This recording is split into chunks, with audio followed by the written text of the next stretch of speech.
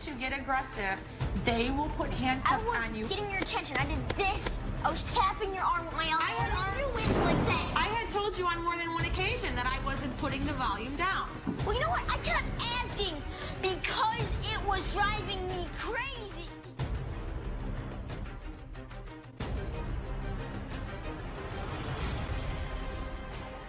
When the teacher says something, she's the boss of you and you Shut up!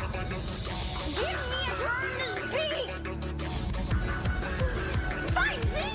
You do that to me! How's it feel? How's it feel to be told to shut up? Oh my God! Oh my God! Oh my God! Oh my God!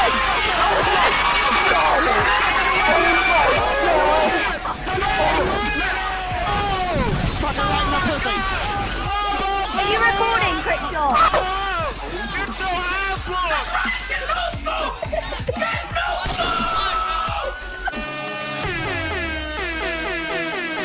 Ladies and gentlemen, start your engines. Someone says, what's the future? Vaughn Coleman. Ladies and gentlemen, welcome.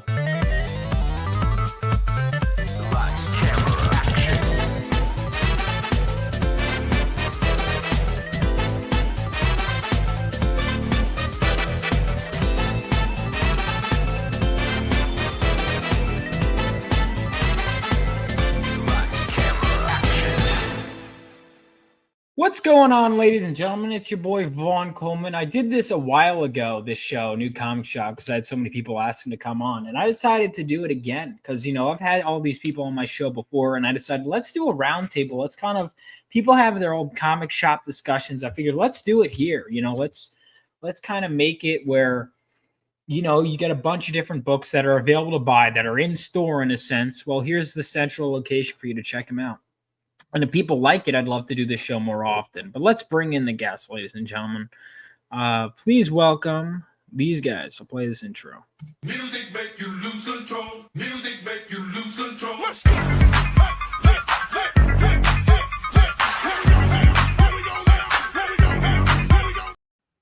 How you guys doing? What's up? Doing great. Doing fantabulous. What's up, Vaughn? Fantabulous. Wow. Yeah, I'm doing great myself. That's good. You guys all one thing you guys all have in common is one, you've all been on the show, and two, I've read all your books, so I can vouch for the quality of all the ones that came before. So unless you guys all fall off with the issues I'm selling and make me look bad, I'm confident that you all should buy the books from all these creators. So that's good. It's always a good sign. So before we get started, of course, like any good host, I got to put myself first and talk about my book real quick. Phenomenova is my comic book. It's out now and available for you to get on my website, rebeloasisstudios.com. 68 pages, and you can get it, and it will ship to you during the holiday season. So if you haven't already checked it out, make sure you guys do so. Again, link is in the description. It's available right away. But enough about me. We'll go around. I guess, Paul, we'll start with you. Project Analysis. Now, I have your book, actually, your trade. Now, keep in mind, I already had all the individual issues, but Paul, I'm friends with the guy, and he still gets me with his sales pitches.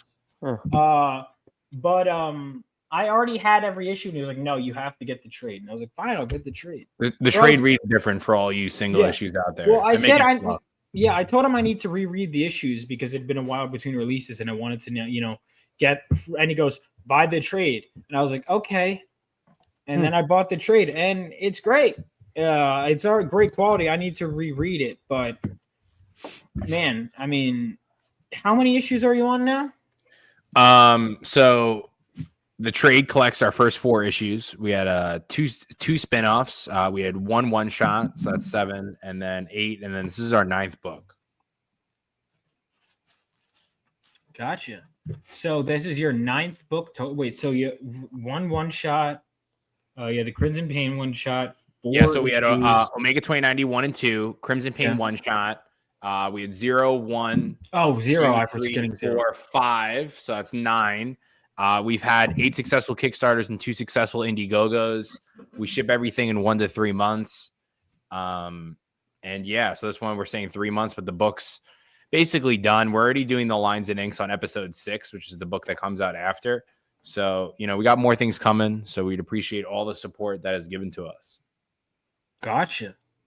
That's awesome. All right. So yeah, everyone make sure to check this out. Let me go ahead and pull up this campaign right now. And we have a good bunch. So we have one Kickstarter campaign, one Fund My Comic campaign, and one one guy who is going to arrive late. So I think he's on, what is he on, Kickstarter, I think? So, I mean, I'm on all 3. So. Oh, you are? Yeah. Oh, awesome. Yeah. All right. Well, let's play this Kickstarter trailer. Welcome all to our 9th Kickstarter campaign, Project Analysis. Really episode proud of that 5. number, Paul. This installment will be 24 pages with 3 amazing cover options. And in this world, there is no multiverse or do-overs, so the stakes don't get any higher. Now for the story. In the year 2090, a speedster named Crimson Pain rised up and killed off all the superheroes in existence. So the government made a super enhanced team called Project Analysis to fight off this rebellion. And for 5 years, they battled across the globe, leading up to this episode where we finally will see the Project Analysis unit face off against Crimson Pain in an epic clash. Who will live and who will die? Find out by ordering today. There we go. And this deserves to be at a higher percentage, especially because the book is basically done. He's got a clear track record in such a short amount of time. Like I was still writing How long issue 1 when he was selling. Doing it for about 4 years. 4 years, yeah. Oh wow, that's Wait, has it been that long? Because I remember. All right, so when I first met Paul, it was Terrificon years ago. And he was selling issue 0. He got me with the pitch. Yeah, so technically 2021 was our first release. Okay, yeah, So- I think that's where I remember seeing it because that's right when I first came around. So yeah, I would Yeah, say it's just around 4 more. years. 4 years is like we really started producing the books around then, and then we had our first book debut at Terrificon, which was that July. So yeah, just under 4 years.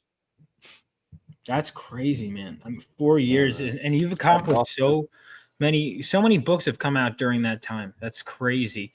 Let me go ahead and bring in my next guest, Godfo. Hope you're doing well, man.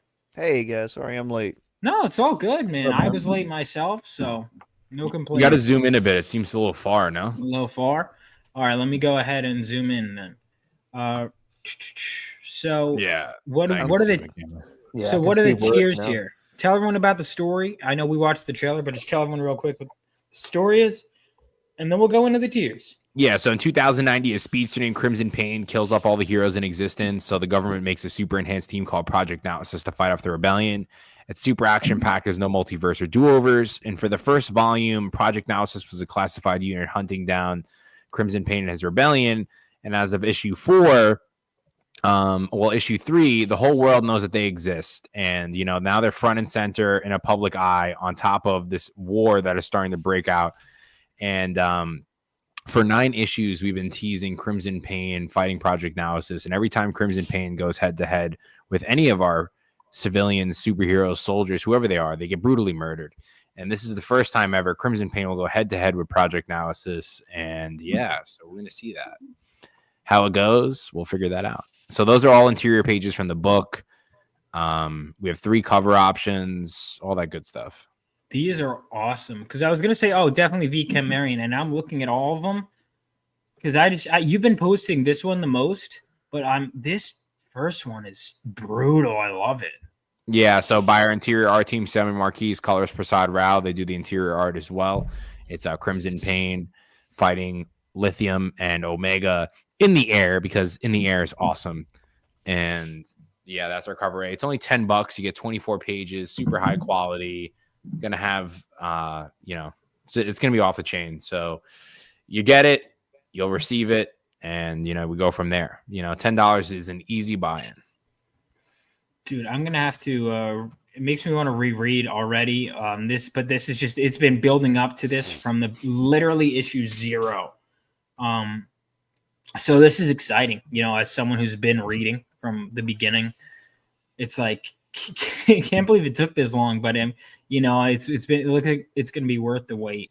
And then we've got this one. It's what is this? A video game select screen with VK. Yeah, so I basically thought of the idea of doing like a video game cover, and we were figuring out a way to land, and we did with this. So we had Omega versus Crimson Pain. It shows a couple other characters on the bottom that you could select from, but the main focus is Omega and Crimson Pain. So it was awesome. VK Marion did it.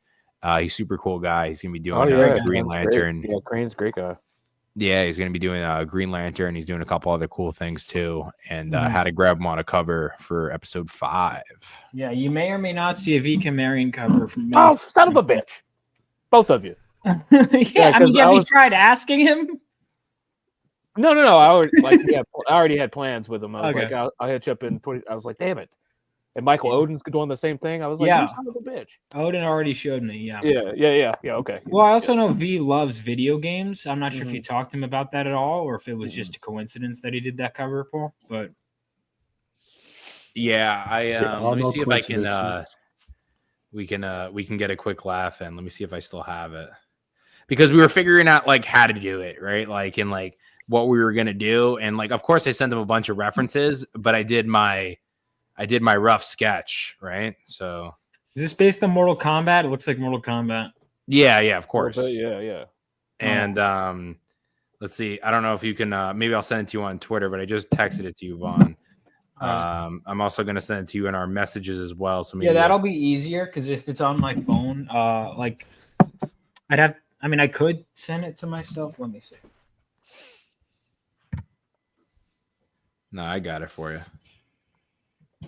You'll laugh. So I was like, all right, do it like this. And then that's what came out. Like, yeah, I sent it to you on Twitter. Yeah, I got it. I'm going to share this. This is good. Yeah, it's funny. It's funny. Like, of course, I do it with other references and stuff, but I was like, how are we doing? Are we going to do it sideways? Are we going to do 2 covers connecting? Two covers? That would be brave. Yeah. But we were just thinking how to do it the right way. Why is it not? All right, give me a second. That's weird. All right. So yeah, we did that one. It's super cool, and he's always at the conventions too. So I really haven't had someone that's at the conventions with me. Yeah. There we go. Nice. Good stuff, man. That's about how my layouts look before I send them to my artists. I've drawn a few like this too. Like I want my this. I'll wait for like issue 3, but I've had like stuff like that. It's amazing, like too, what you can really accomplish with just thumbnails, like with a well, I of course gave the script and then I'll send references. But that one, it's just funny seeing them side by side. Funny if you had just inked that. Yeah, send it over. Oh yeah, pay your bill. Do some hatching on it, real quick. Just some hatching. And his stuff sick is cover. Easy $10 buy-in. We have a Kickstarter exclusive that's only going to be for $200. It's no trade dress. Lines and inks by Corey Hampshire and color by Sagra. Yeah, we're only going to do 200 of these. But they're $20. I thought you said they're only for 200. As in, like, that'd be cool. I'm not Eric Larson yet, and Eric Larson's not Eric Larson anymore. I go to Eric Larson's table. He's super awesome, and I see these books on his desk, and I'm like. Oh, like how much? And he goes 500. I'm like, oh God. Like, no. I'm like, oh God. No. Is it true that I can't do that. He draws like this, weird, right? dude. It's like some kind of like he draws something. Because someone was walking by because I was tabling or I was working Michael Golden's table New York Comic Con. My one friend who's like goes, dude, the rumors are true about how Eric Larson draws. What are you talking about? He goes like some kind of weird like It's like he's got palsy or something. He breaks the matrix. I'm a super big fan, and I've been trying to convince him for a year now to do a cover for me. So we'll eventually. Oh, so that means I think eventually people will just be like, all right. Normally, I think that's Eventually, one of them is going to give in. It's not like I'm not going to pay them. You know what I mean? It's like just fit me in your schedule, dude. Get life. It usually happens when they read it and they get involved because Vken, for an example, he bought my book, didn't read it, and I was like, do it. And then we originally had these negotiations. And then after he read it, you could tell the difference in the speech on how much he liked it versus like when we it went from a job to actually like, oh shit, like this is cool. So I dig it. Oh yeah, I get it. Exactly. Once you start reading the books, because they'll be like, yeah, whatever. And like, and I hate to say it, but I have books that I've just been kind of sitting on. You know, Me but too, and from every bigger once in- names too. I just don't have I'll be time. honest. I got like you have like what? Like a lot you're sitting on, you saying? oh yeah. I have like 30 comic books I still need to read. I'm like I 30 gotta stop rookie someday. numbers. Yeah, I'm more than that. Yeah, man, it's bad. But these all look awesome. Omega, you know, all these characters looking great. And so how many pages is this book? 24. So you have two options that are really good. You can either, my opinion, if you're new to Project Analysis, pick up episode 5, and then you can add on episode 4, kicks you off at volume 2. Or if you're a big baller, $50, you can get all the Project Analysis issues. And that's what we sell the trade on my website for. And you basically just get the 2 issues with it, the newest ones. It's a good deal. Yeah, so we're trying to make it as easy as a buy-in as possible because, like I said, we already started. We already have the first 6 pages done of even episode 6. So, like, we're definitely going to push the pace on us. And the bigger these campaigns get, the easier it is for us to put them out. Gotcha. So everyone, make sure you check this book out. We'll go ahead and we'll do a refresh, like at the end of the episode. We still don't have a name for whatever the boost would be for coming on my incredible show. But let's move on to our next guy. We'll go with Hero Darky Dark. So another Kickstarter boy. Oh wait, let me make sure Paul's is in the chat. Hold on.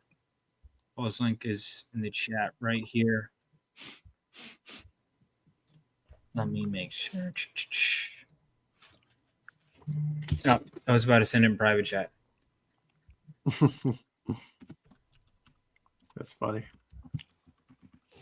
And if you guys catch the replay, make sure you guys back, and make sure not only do you back, make sure you share it and tweet about it.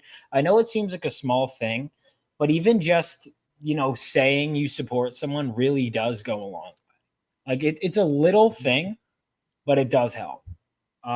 That's one thing. And again, if you can't support someone right now, retweet it.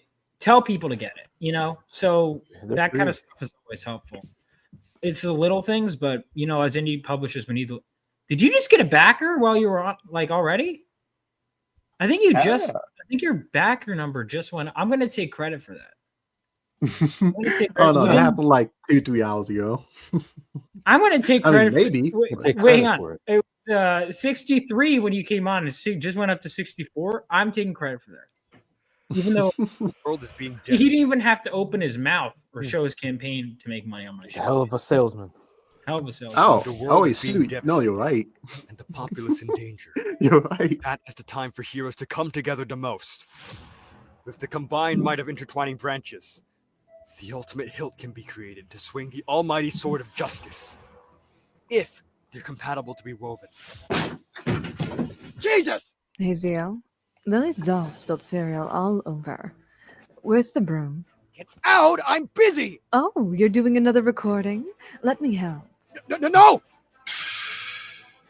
So how's the recruiting going? Horrible. There are no truly virtuous heroes to ally with. This world really went downhill since the Star Hero's death. If you weren't such an edgy prude, you'll stop scaring the heroes away. For a sociable person, there are allurements. On the heels of allurement, Peyton. Avoid the evil companion disregarding your goal.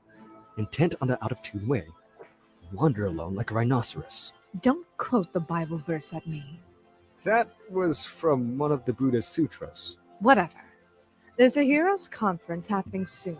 You can find people there. Ran by the PYH organization? No thanks. Come on. You're friendless anyway. What can go wrong?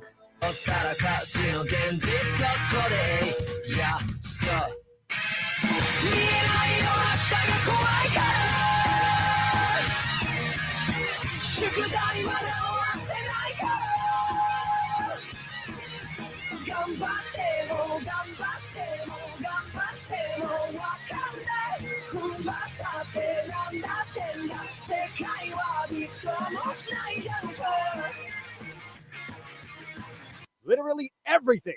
Well, at least it'll be fun. All right. So there we go. We got Relentlessly Bullied Hero. Great so, music. Let me go ahead and close. Oh. Oh.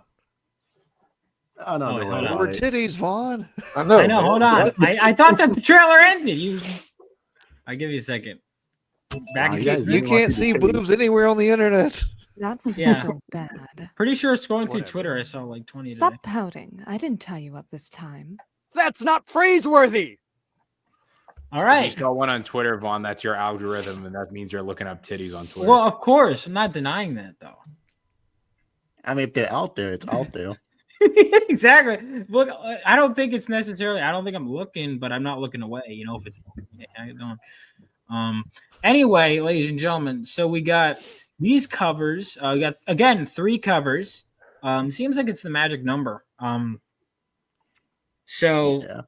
there I we like go. a relatively low number of covers because I feel like it helps connects a cover to the events of the story. If you have like 10, things get drawn out a lot.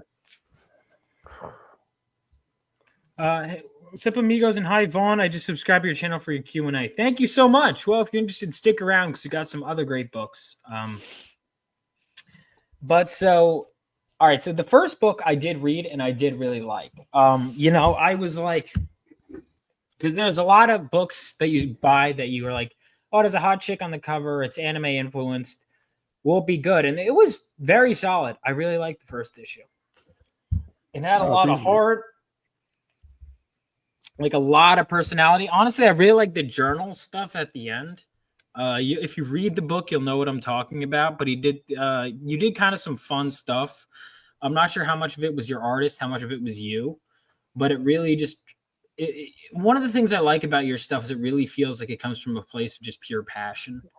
And it reads fast too. Your book read very fast. So why don't you just tell everyone real quick what your story is about? Because it looks like you had like a main story, but then the story of how he got shackled up with her is something that we kind of know, but we still have a lot more to learn. But just tell everyone about what happened in issue 1 and what we can expect in issue 2 and just, the series as a whole. Yeah, sure. So of course, in the story, it starts off where we find out that recently, basically, someone that they call the Star Hero. So imagine like your Superman, your Batman, your All Might, they died recently. So because of that, villains are becoming more inspired to attack more often. Heroes are becoming a little bit more corrupt, and society is overall decaying. So now there's this new generation of heroes are trying to, step up to take up what's being lost. And one of those heroes, his name is Zio. He's trying his best. He's super serious. He likes to take everything very seriously, maybe a bit too seriously. That's why everyone jokes and call him an edgelord, but he tries his best. Unfortunately for him, he ends up into this bonding deal with a villain. Her name's Gamora, and she's pretty bold with her life. So just kind of out of entertainment, she just likes to just follow him around and mess with him. So, he'll be trying to chase after a villain. She'll just come out of nowhere and just trip him just for the fun of it and stuff like that. So it's kind of like this one grand fun adventure of a bunch of mysteries, but also seeing this young hero slowly grow to become more and more heroic, to see if he can actually make a difference in society. And as in the first issue, he's kind of struggling a bit, even against like a more, I guess you could say, basic villain. He ends up losing the first fight. Mm-hmm. But like true heroes, he comes back to be heroic.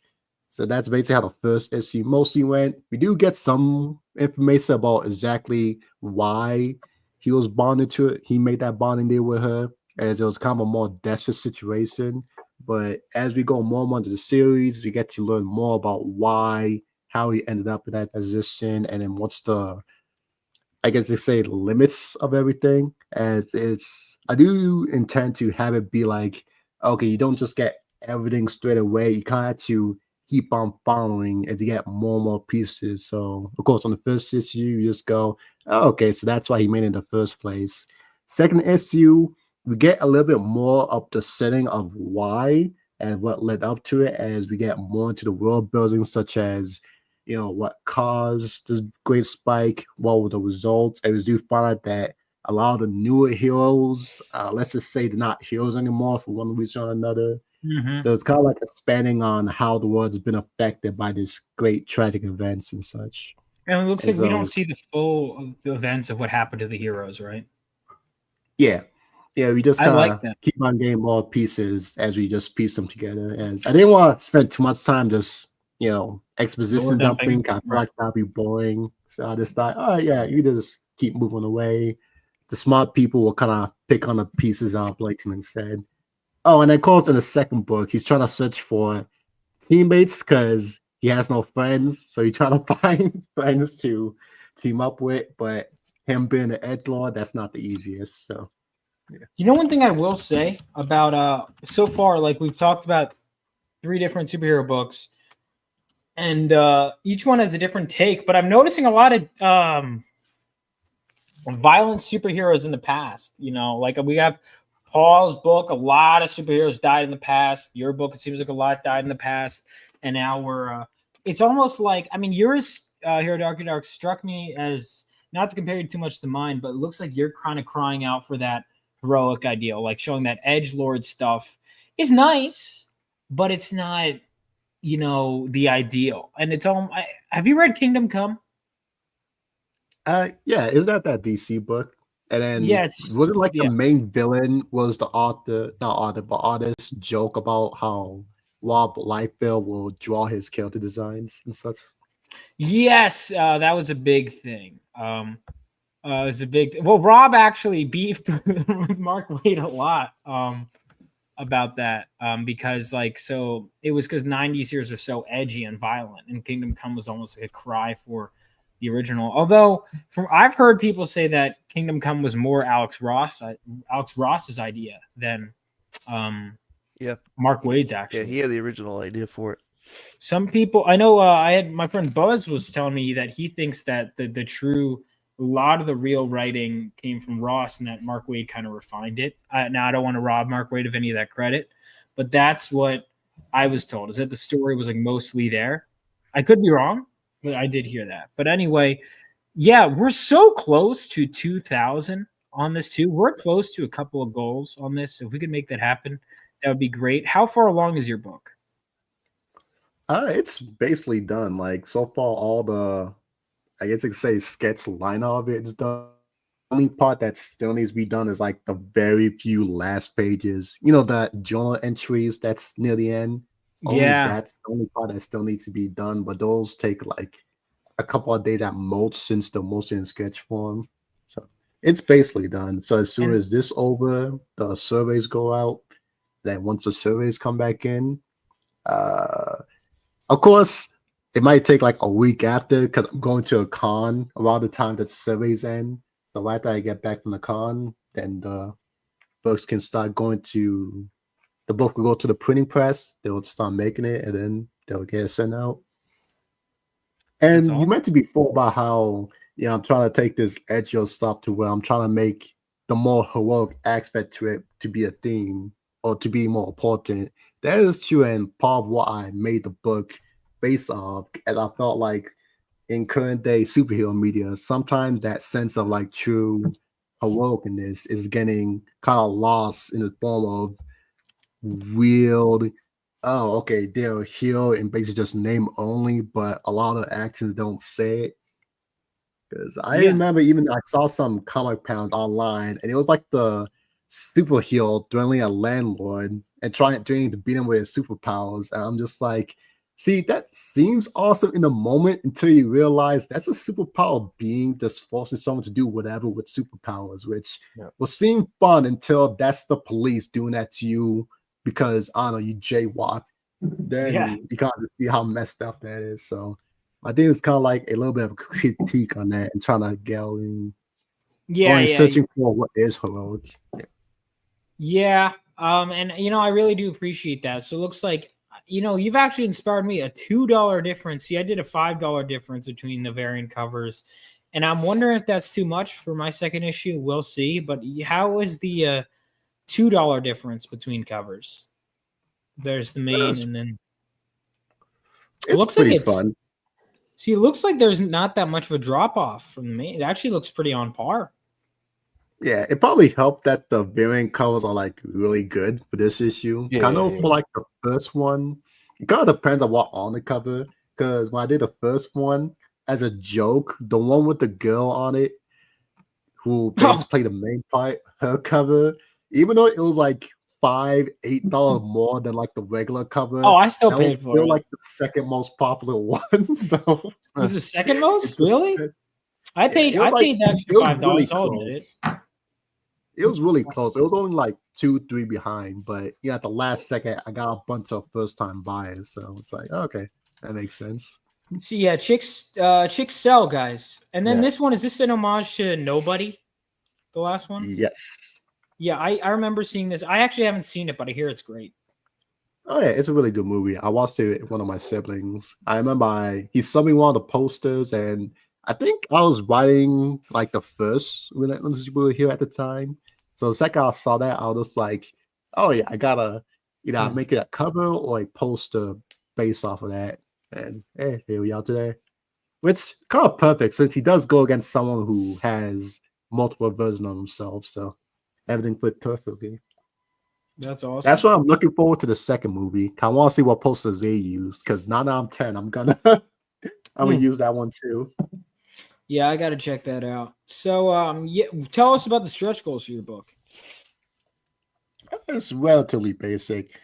Of course, the first couple are like more simple stuff like trading card, free poster. I just want to make it so that hey, if you get the physical stuff, it'll really get your money worth. Plus, they have a little bit of a sense of getting your friends into it. As the more milestones we hit, the more free physical stuff you get. So I think if I remember right, if we hit 2,000, everyone gets the free poster, which is that one right above. Everyone get a free poster of that image. And then I forgot what, but I think like the next big one is like everyone gets to submit like a Q&A, and that'll be made into a Q&A videos with the characters. And then afterwards, it's just more, neat stuff like, oh, okay, if you hit this goal, I'll get a custom music soundtrack for the series. And then if you hit that goal, I'll commission a animated scene for the series and so on. So yeah, just neat little stuff like that. Is this just mean custom song? Yeah. Yeah, okay. I just get a custom or commission a song for the series. Yeah. Gotcha. Animated scene. Oh yeah, I did. I managed to find some people who actually does some pretty good animation. So I'm just like, oh, okay, well, if I ever hit it, either this one or like the next couple, hey, I can just commission them to make a animated trailer for it. These are fun goals. These are see, one of the things I like about the crowdfunding scene is everyone finds a way to innovate. It looks like you're really leaning into the fun of just all of it. There's definitely the manga influence. Obviously, it's looking good, man. It's looking good. Yeah, I made this say I didn't want it to be fun. I feel like in media, the fun aspects is kind of dying out. Nowadays it's kind of just like this weird fun comes second, in opposed to just some weird, I don't know, point to it. So I'm like, hey, why not being fun? Bring back heroics, and then just make something that people have a grand time reading. And yeah, so far from what I'm hearing, it's been doing that job, so I'm happy for it. Yeah, I liked it. Like I said, and I'd tell you if I didn't. I like the book, and I do recommend the first one and the second one. I feel like, and I don't know how you guys feel because you guys have all done more than one book. Do you feel more or less pressure with your second book? Your first one is well received. I felt more pressure, to be honest. I feel more too. Well, I don't know if it's comparable because I put amazing pressure on myself with the first, but everyone was telling me I'm looking so much forward to issue 2, and I'm like, oh god, what if they? Like, this issue 2 is now fully lettered. Yeah, I'm just like doing lettering revisions. I'm like, what?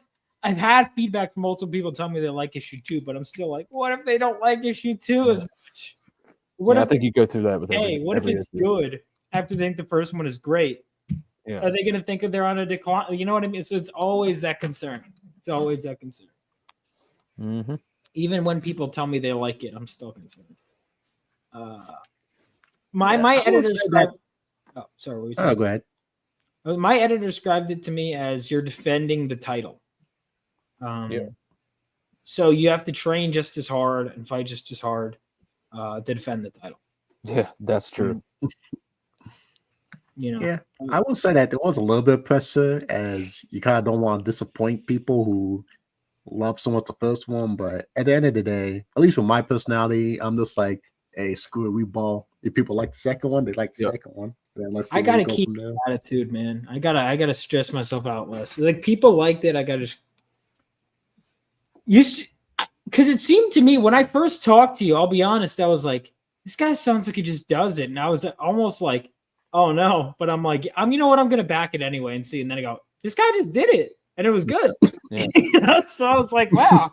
Because I was like, do you do all these like advanced writing things? And I think from my perspective, I remember you were like, I just read stuff and write, right? It was basically it. Yeah, basically. And I was like, 9 out of 10, if I write, I either just wake up and write, or I just read like a comic or two, then write. Because I was like, this guy doesn't study all these, and then I read your thing, and I was like, no, it's good, it's good. I'm like that motherfucker. But yeah, everyone, make sure to check this book out. We're gonna come back to it as well, and then we'll move on to Hojo. Hojo, I've had you on before, and I'm happy to have you on again. We've now met in person. Yes. That was fun hanging out at Baltimore Comic Con. I hung out with Paul there too, but guess you guys didn't see. Did you guys see each other at Baltimore at all? Yeah, I think we saw like each other briefly right before I left. Like there, after we got back from the ice cream, he was at a table or something. He's like, "This is Paul," and I was like, "Oh, the Project Analysis guy, yeah." And then we had to go. So yeah, I was really sick the last day of Baltimore. I had like no voice. Mm-hmm. It was a fun show, though. It's Baltimore's a good show whenever I go. I've only gone twice. So let's play this trailer for the Mythicals, and then we'll talk about it.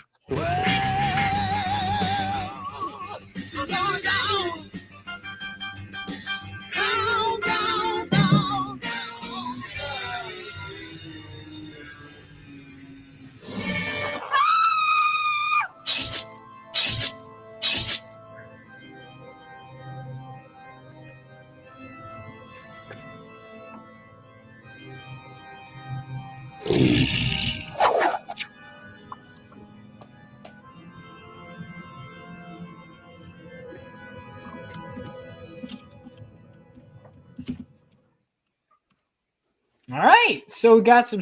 Well, why don't you tell everyone what your book is about? Because I've read the first issue, but why don't you bring people up to speed? Okay, so if you're new, Nancy Moon, she gets hooked up with Level M, which is a covert task force comprised of creatures from myth and legend. So whenever there's like a supernatural threat, so they get buzzed out to go out and take care of the threat. So with issue 1, she finds out that these monsters are real and all this shit is real.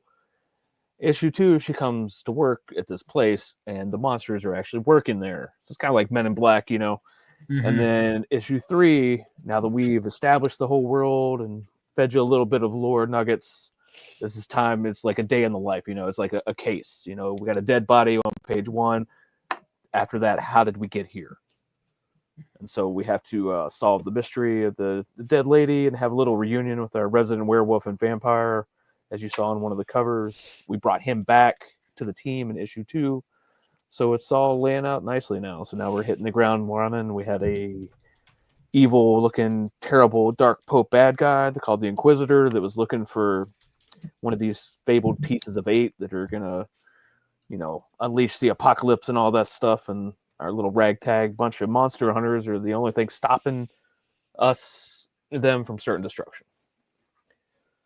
I love it. I loved it. The Men in Black thing with like mythical creatures instead of aliens is one of the first things that really jumped out at me about it. Yeah, that I love because I love Men in Black. Mm-hmm. That's such a great trilogy. I've heard that has been compared. There's like Men in Black, but with monsters. Did you write it with that in mind or no? No, not really. It's just like I was out on patrol one time when I was in the Army, and I was like, wouldn't it be cool if we were just like me, like a bunch of fucking monsters, and we go in here and just like wreck shit, and then I brought that, I guess, to like maybe like a spy agency perspective, and then I wasn't really aware of the Men in Black thing until I did a character design with him with the sunglasses because he's got a thing where he's obsessed with sunglasses. So I was like, oh man, it's like Men in Black, but So that's kind of how I picture. Kind of like it's like Buffy the Vampire meets Men in Black with like a little X-Files conspiracy sprinkled on and rolled up, and we light it. So that's fun. I mean, that's an interesting. So you pull from kind of what you were on patrol. I think I've heard that from other guys, military, talking about how they came up with ideas while they're on patrol. Yeah. Is that a common thing? Yeah, sometimes, yeah. And like the bad guy came from a nightmare when I was over there.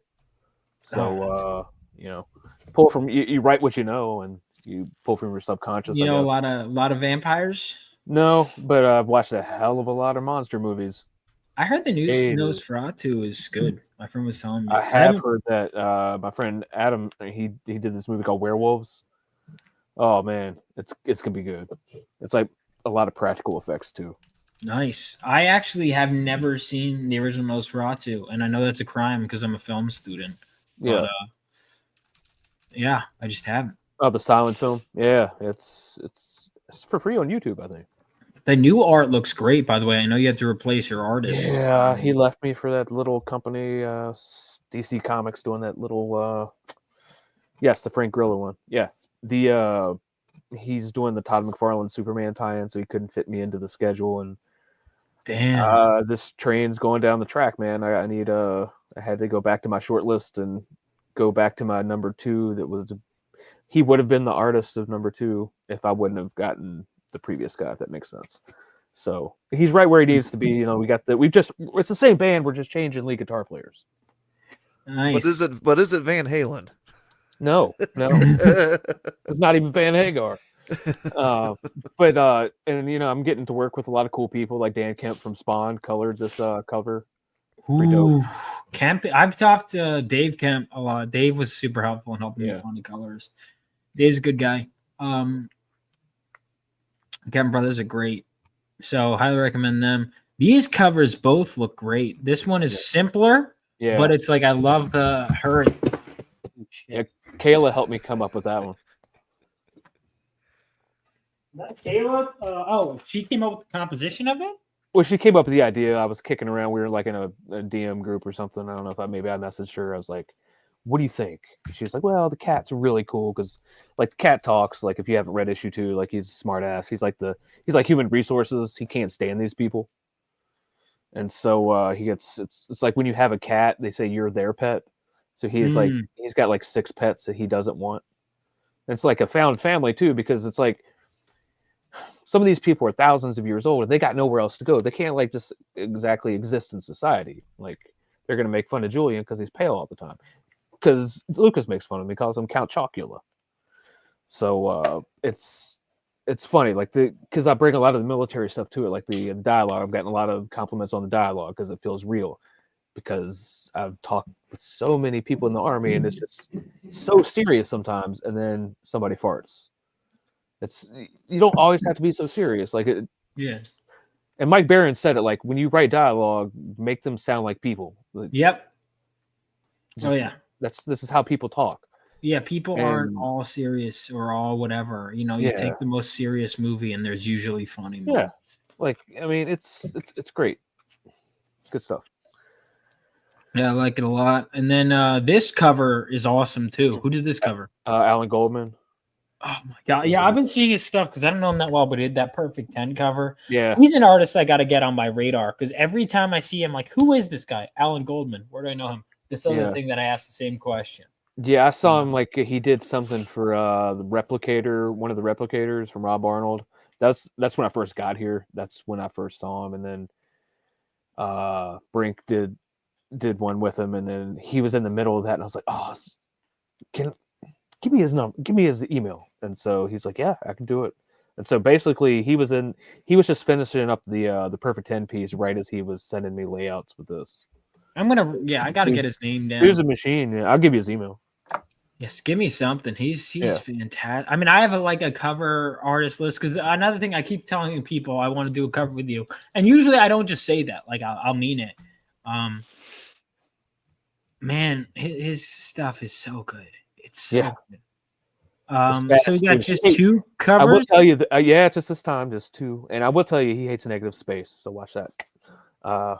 With the trade dress, we had to get creative. So I'm looking at it now. I get it. Yeah, so yeah, it's pretty good, man. I love it. It's like their Looks cool. little office meeting. Let's see.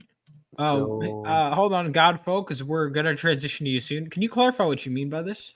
Yeah, John said that's the problem Star Wars has now. It's slow dialogue and people spinning laser sabers around. that's accurate. That's Okay, accurate. that's hilarious. Well, see, Star Wars, I don't know, like nowadays because they tried to do the quippier dialogue. Like, do you remember the scene in what was it? They fly now. Remember that? Yeah, the very last one.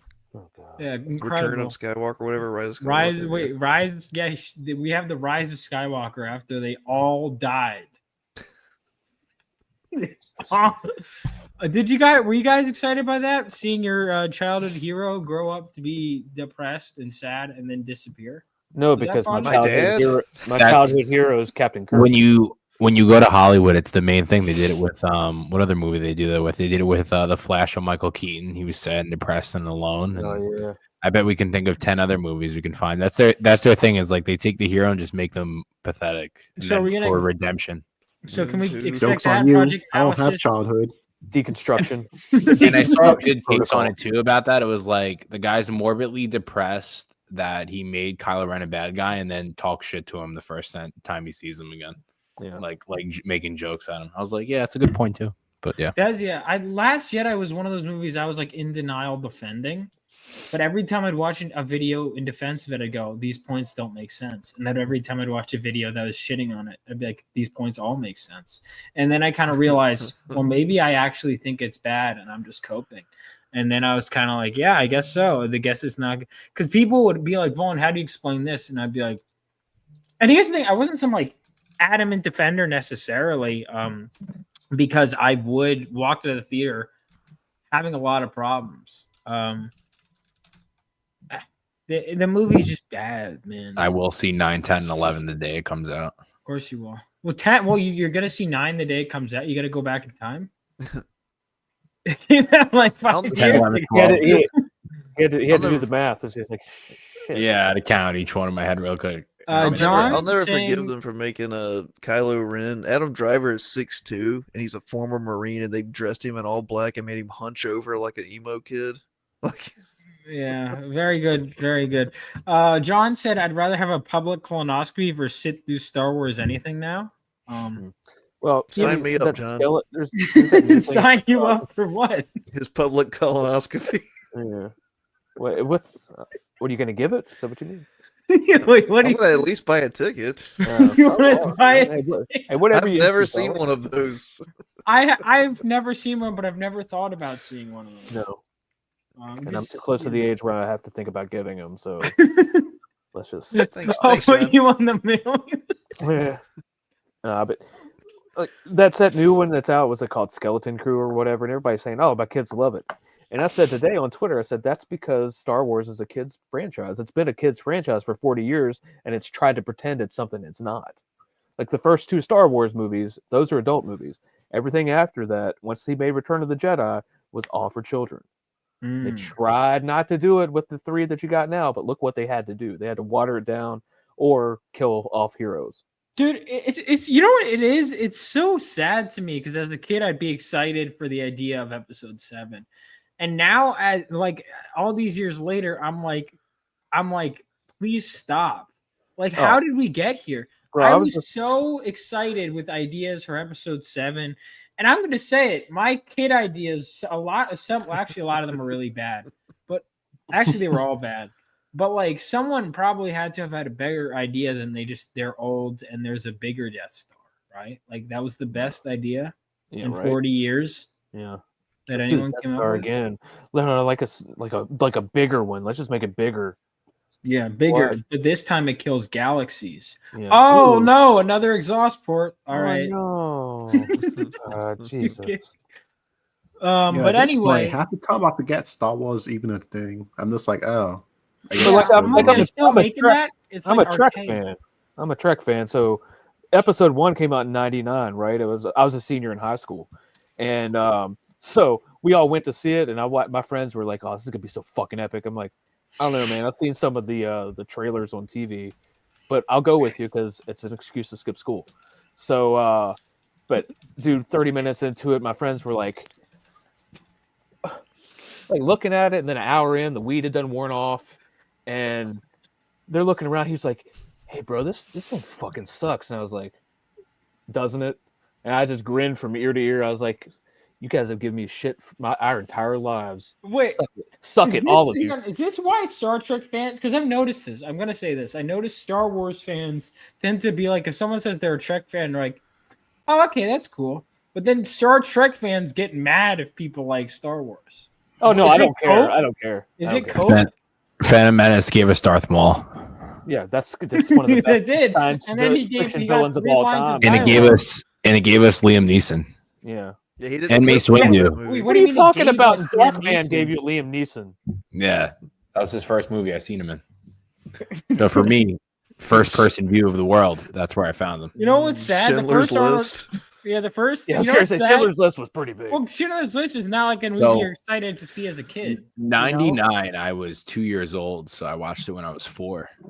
And like Aw. George Lucas says, You watched Star Wars Schindler's was for List at kids. 4? No. Oh no, that's what I was going to say. Damn, dude, now that's why you act that way. Like, yeah. Star Wars is meant for the young mind. Yeah. So long as the young mind likes it.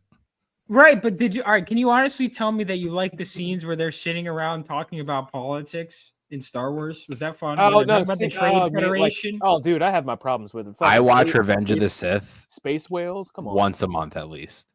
Really? I haven't seen it in like a decade. Like I was on the airplane when I went to Aruba last month, and I watched Deadpool and Wolverine, and then I watched Revenge of the Sith, and then when I came back, I watched Deadpool and Wolverine, and I watched Revenge of the Sith again.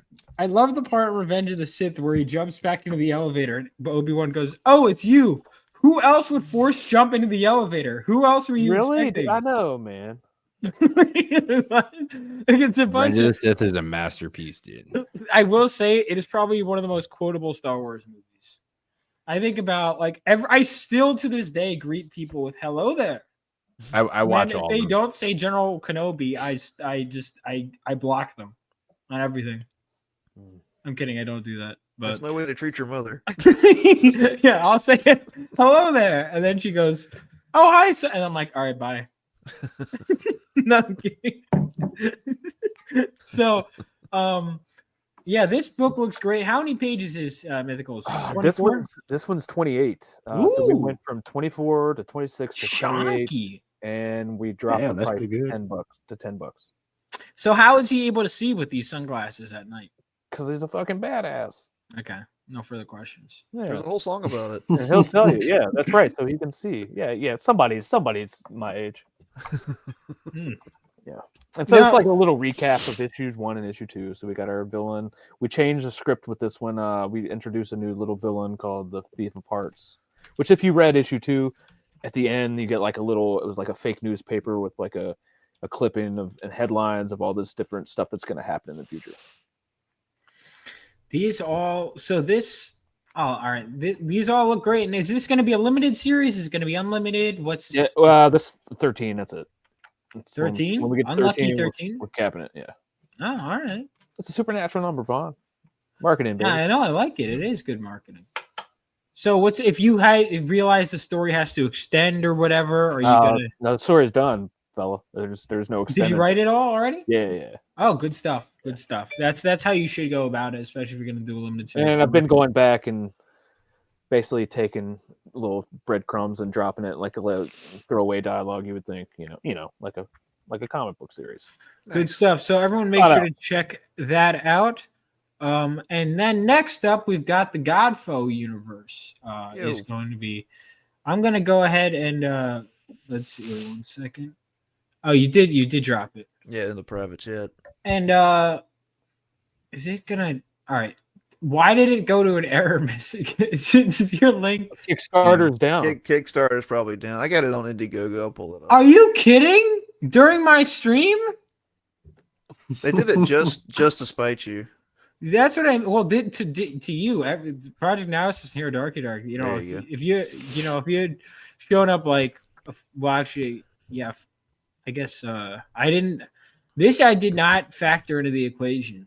that the whole website. All right, so I guess we're gonna talk with Indiegogo. Yeah, that's fine. Which platform as creators do you guys like more, Indiegogo or Kickstarter? Kickstarter, because when you back Kickstarter, it doesn't make you donate $10 to Indiegogo. Oh my God, no, actually, Yeah, I was about Period. to say. I had so and many people apparently tell me I gave you Kickstarter 25 put- and it's like 15 shows up. And I'm just like, Bro, you think that's bad? I had to threaten to take them to court because they tried to take that tip and tried to make me pay taxes on it. nice. No, it was not for them. I'm a nice reserved guy in public, but I will snap into army mode in a second. And my wife does accounting shit for a living, and she looked at that. She was like, "Oh fuck no." I emailed them and said, "Look, I said if this doesn't get resolved in about 48 hours, and I talk to somebody without a generic message, I'm gonna be contacting a tax attorney, and I'm gonna publicly talk about all of it." I said because I have no reason not to. Well, it took about 3 hours. And now you're publicly talking about it. No. I said that I would show them like everything about it. I was like, because it's wrong. I mean, they know it's wrong. You just sent I him don't a like the picture of the whole- killdozer. I did 2 Indiegogos. I think it's harder to like set up. I think maybe I'll try Fund My Comic for after this one. Maybe I would That's say usually Fund the- My Comic was the hardest for me, but only because it was the first one I did, and that's why the other ones were easier in comparison. I think Indiegogo is the one I set up last, so it was the easiest because I'd done it twice before, but that doesn't make it the easiest platform. I will Kickstarter say- changed something at some point in the past, like it was like 8 months once I did issues 1 and 2, that it was completely different on how to set up. I was like, oh, now I'm completely retarded again.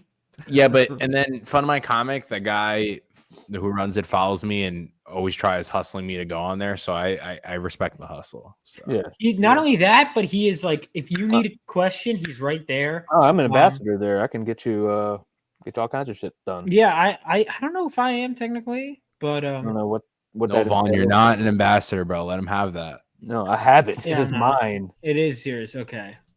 I helped. I mean, I was in the DM group when Luke came up with it, and it was just because of the shadow banning, man. Like, censorship's wrong. That's all I gotta say. Yeah, Fund My Comic does that. I mean, I'm not Indiegogo shadow did- banned. People just don't want to buy my books. That's a good marketing tactic. I like that one too. All right, so we got Apollyon 20XX. Let's play the trailer.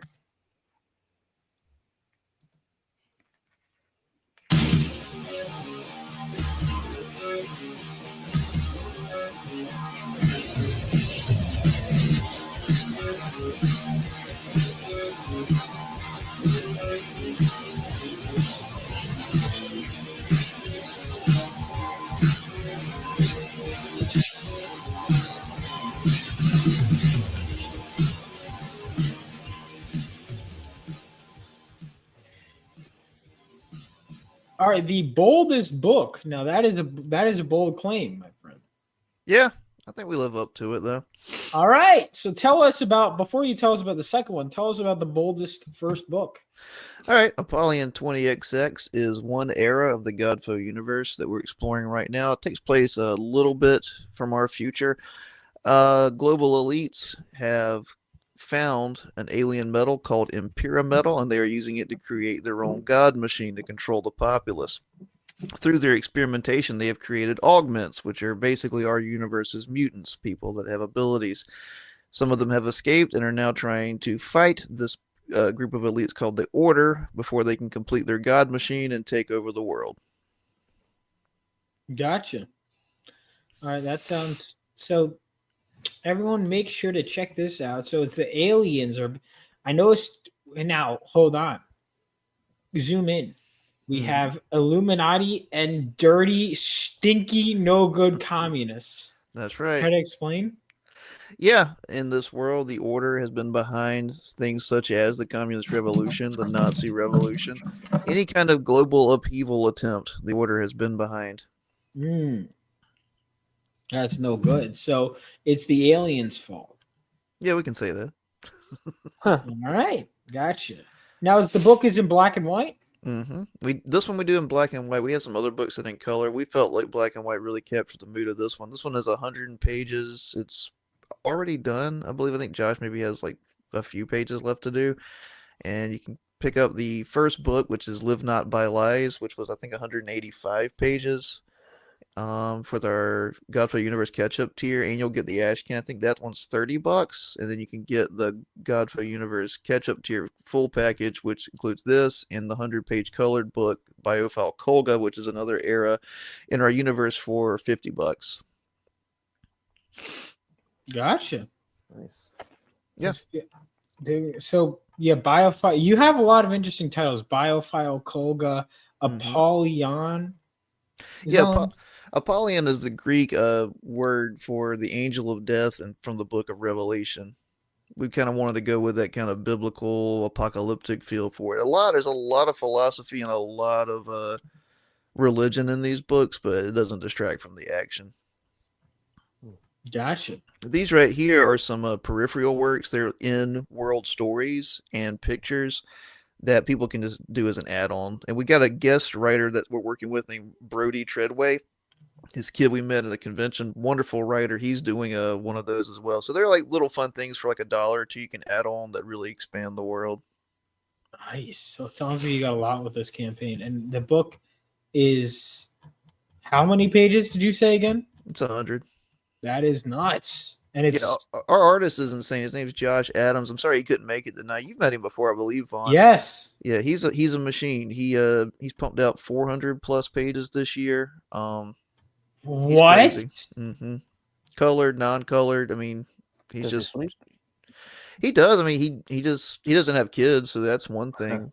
Yeah, that's that's the main thing. It.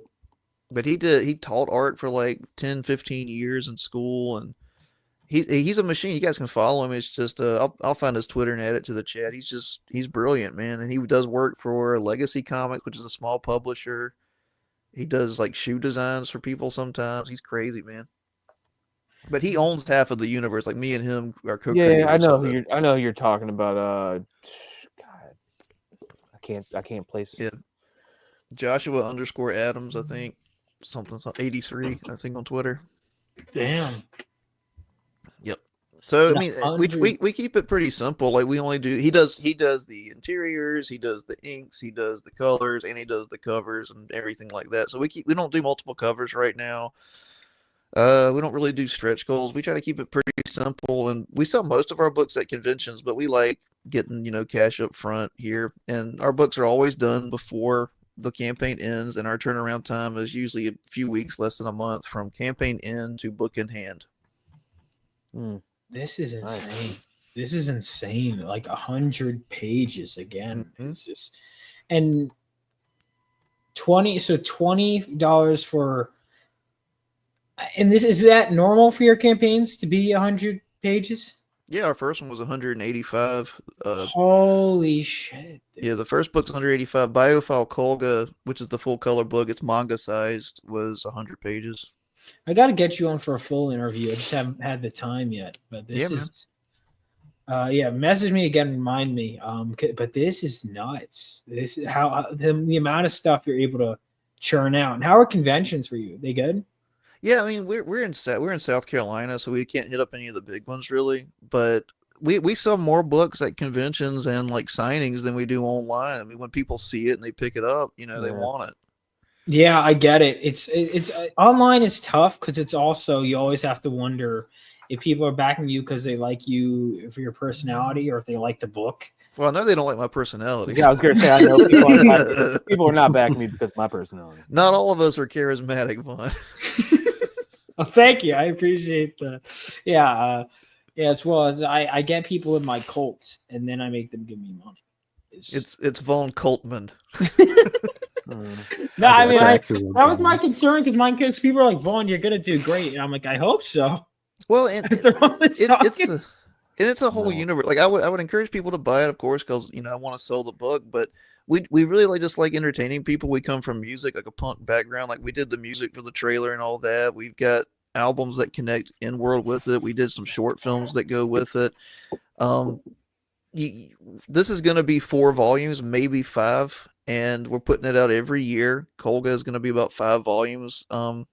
There's no risk. Like this is what we do when we're not at work. It is a really cool story. You can check out the reviews. They're on our YouTube site. They're on Twitter. I don't know what else to say. I'm not going to take up a lot of time, but it's a really cool world. I would encourage people to pick it up. You're not going to lose anything. See, now, how are you like? You're just like this, like, yeah. You just basically come in here and you're like, yeah, just no big deal. 100 pages. Bye. Yeah. Are you kidding? Because I don't draw. It's not my work. It doesn't matter, man. I just write. Well, You know, I notice all of us writers say I just write, and it is true, but a lot goes into writing. Oh no, I can draw too, man. I'm just slow. Oh, you can draw? Yeah, I got can't some draw. drawers somewhere. No, this Paul is, can draw. if anybody did read the first one, this one is kind of more like The Thing. It's very claustrophobic. It focuses kind of on some body horror stuff and betrayal. I mean, I don't want to ruin too much. I can go into the characters if you want. I don't want to eat up a bunch of time. It's a really cool story. You can take your time. It's okay.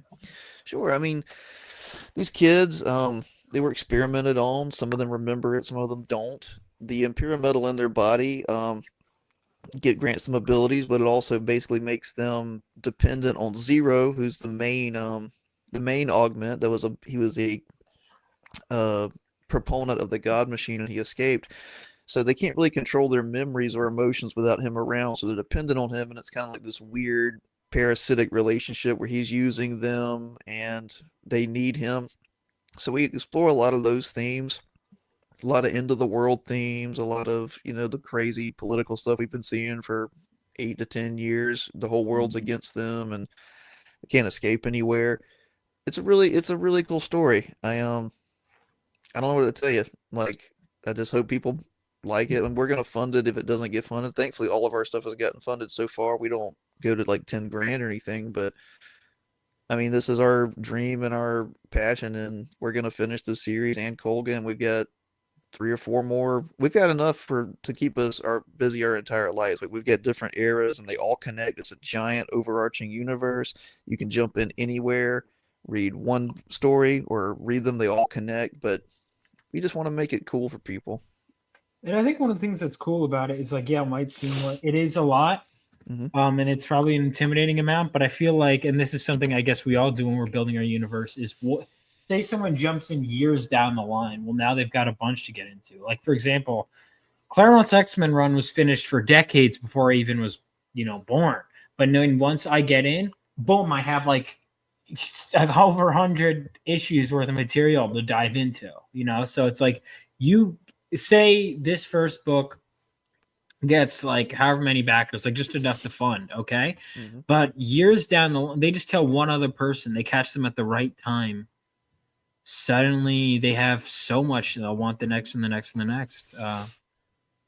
That's what we think is just planting seeds and growing. And I don't know, when we started getting into indie comics, we observed that Iconic kind of had a standard, because that's what everybody was talking about. Iconic Comics, this guy Tim Lim draws ridiculous amounts of pages and they get their stuff out, and like that's what we he's got a decided to do. full-time job too, which is crazy. Yep. I mean, I work in IT, but like I said, I can write. I've written everything I need to write for the next year, and I'm done right now. I'm making a video game, a Biofile Colga video game that we're going to release hopefully in the next year. Good stuff, man. It's a big universe. Find out how to work as fast as you guys do. Some great stuff. Maybe I think caffeine and Coke. Well, I could do the first thing I've been doing. I'm just kidding. I usually get up at like 4 because I have me too. kids and just Yeah, work. Yeah, I'm just not in shape like Hojo is. I'm shape. I'm around. Hey, you want to see this? This is the only artwork of me on Twitter. That's good. Yeah, that's much better than everybody said it looked like Shay. Shay or Valkyrie? Valkyrie? Valkyrie, and I was like, after that, I was like, I mean, kind of, but no, maybe. I could see it. I do see it. You see it after you say it, but I was like, no. I messed up her cleavage. I had to light box that with my phone, pretty much. Yeah, it's not bad, dude. Like, but I've been drawing this image right here probably for about 5 years. So like, I can go out and sketch that out. But like, if I want to actually draw something, it'll take me hours, days. I'm a way better colorist than I am an artist. That's cool, though. That's for sure. That's cool. Like I even colored a pinup for the last campaign. It's in the box now. Eric Ninotowski did a fan art, and I colored it up for the fans. Well, I definitely want all these books. Is Kickstarter still down? I think they said it was gonna be down for 3 hours. I don't know. I My think it's app's working. I think it's back up. It might be back up. My app's working. All Oh, right. yeah, it's back up. If they were to back, how would you want people to back Apollyon? Kickstarter, because that's like fund or don't fund, whatever it's called. Like you don't get to keep it unless It's all or nothing. That's All or it, all nothing, or baby. nothing. So yeah, here's All or nothing. Here's the Kickstarter again. Yep, this is the crusade. Either we plan or we die trying. We've done Indiegogo before, two of those. We've never done Kickstarter, and we've never done Fund My Comics. So we figured we would try them all out. Why not? Kickstarter's the best. John, I'm just happy you backed it in general, man. Thanks. Yeah, thank you for backing, John. Thank you. Yeah, Nice, people. brother. No one's gonna be mad at you for backing on the wrong. Yeah. People Yeah. like, And- for and example, John, I've always told people, No, I'm like, go back and yeah, like you. My advice, especially if you're a new creator, is use everything you can. Yep. Obviously, Yep. like I would say, start with one.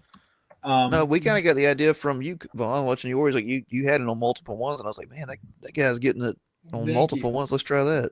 Well, because you always are gonna catch someone, no matter what, who will say, Uh-huh. but I'll only back on this. And here's the thing: if you were a big enough name where they could back you, right? Yeah. Like if if a certain person is like, I'm only launching, like Paul, for example, Project Analysis, he doesn't have to launch on, even though my preferred one is like Fund My Comic or something. If he goes, I'm launching a Kickstarter, I'm like, all right, cool, But if you're getting new people that don't know you, try it all. I would say start with one platform and then have sign up lists ready for the others to go. Yep. Like that's my plan for issue 2 is to start on Fund My Stagger them Comic. too, man. Yeah, my plan is to start on Fund My Comic. And then basically all the people who are going to be like, I want it on Kickstarter. I want Indiegogo. Oh, well, while you're looking at my Fund My Comic, there's the sign up list.